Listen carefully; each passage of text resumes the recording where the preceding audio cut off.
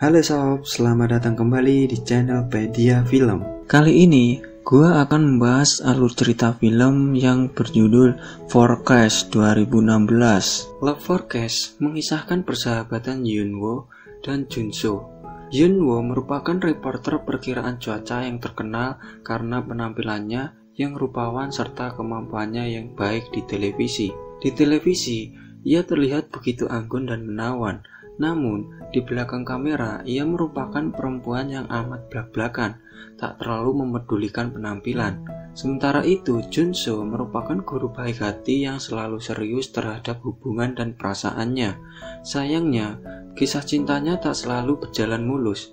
Ia selalu dianggap terlalu baik atau membosankan oleh kekasih-kekasihnya. Lalu bagaimana kisah selanjutnya? Langsung aja sob, kita ke alur ceritanya.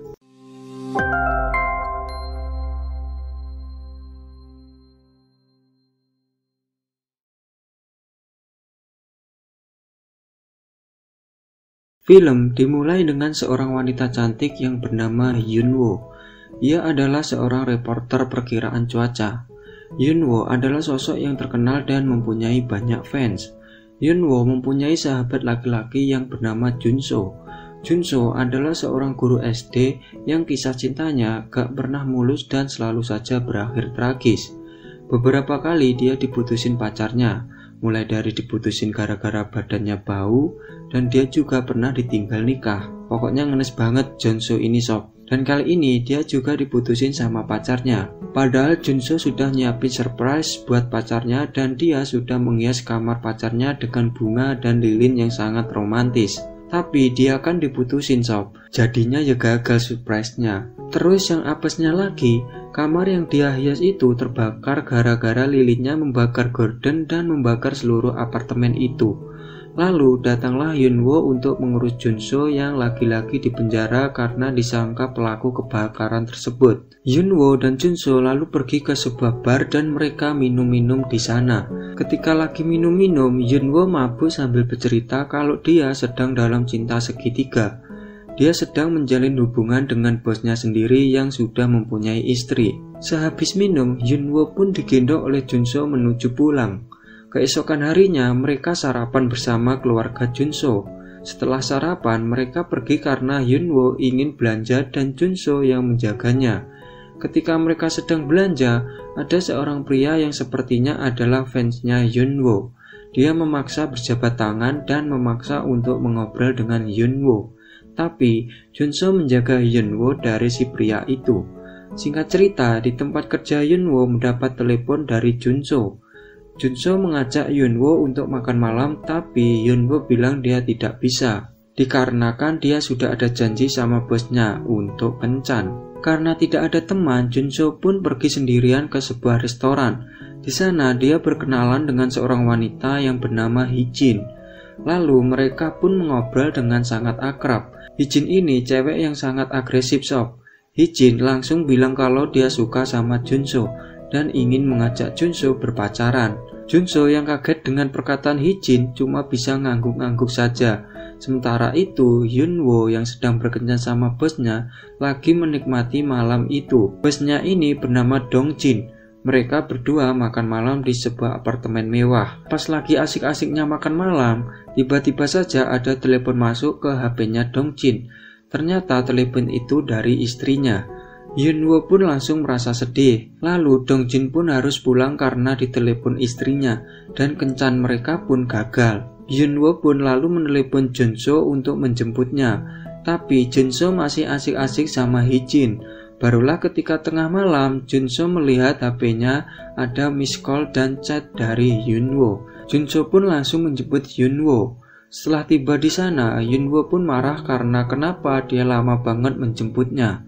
Lalu dia tidak mau pulang dan ingin minum saja, tapi Junso melarang dan langsung menghabiskan satu botol minuman, lalu mengajak Yunwo langsung pulang. Tapi ternyata dia nggak kuat dan terkapar pingsan karena mabuk. Suatu hari di kantor Yunwo tersebar berita kalau Yunwo ada skandal dengan seorang pria beristri. Dongjin pun langsung merasa bahwa berita itu adalah dirinya. Ketika mereka pulang, Dongjin langsung berbicara di telepon kalau hubungan mereka tidak bisa lagi diteruskan. Dongjin pun langsung memutuskan Yunwo. Yunwo cuma bisa terpaku, tak tahu harus berbuat apa, lalu Yunwo merasa patah hati. Sementara itu, Junso sedang makan pizza bersama pacar barunya yaitu Hijin. Ketika enak-enak makan, datang seorang pria yang bertubuh besar mengaku sebagai pacarnya Hijin. Junso pun tidak bisa berbuat apa-apa dan Hijin pun akhirnya ikut dengan pria itu. Junso merasa patah hati. Lalu di bar tempat biasa, Yunwo dan Junso terlihat galau berat karena mereka lagi sama-sama patah hati. Mukanya mereka udah kayak nggak ada gairah hidup sob. Singkat cerita, mereka sedang jalan-jalan lalu muncul seorang laki-laki yang bernama Andrew. Dia ini adalah teman Junso suatu saat mereka ikut wajib militer. Mereka bertiga pun langsung ngobrol sambil makan malam. Di tengah makan malam, Junso mendapat telepon dan harus segera pergi. Tinggallah Yunwo dan Andrew. Awalnya Yunwo kurang suka dengan Andrew. Dia nggak suka dengan pria yang lebih muda dari dia. Tapi lama-lama Yunwo suka. Karena Andrew ini orangnya ceplos-ceplos membuat Yunwo semakin akrab dengannya. Mereka juga jadi sering pergi bersama. Melihat itu, Junso cemburu melihat kedekatan mereka berdua. Diam-diam Junso mengikuti mereka berdua ketika mereka sedang bermain bowling dan mengganggu acara mereka terus-menerus dengan meneleponi Yunwo. Suatu malam, Yunwo pulang sehabis bertemu dengan Andrew. Junso menunggu di depan apartemen. Junso langsung menyindir Yunwo. Junso bilang kalau Yunwo hanya ingin memikirkan dirinya sendiri saja, tak mengerti perasaan Junso. Junso bilang juga kalau Yunwo itu egois karena merebut suami orang. 18 tahun Junso mendukung Yunwo dan tak pernah dipedulikan.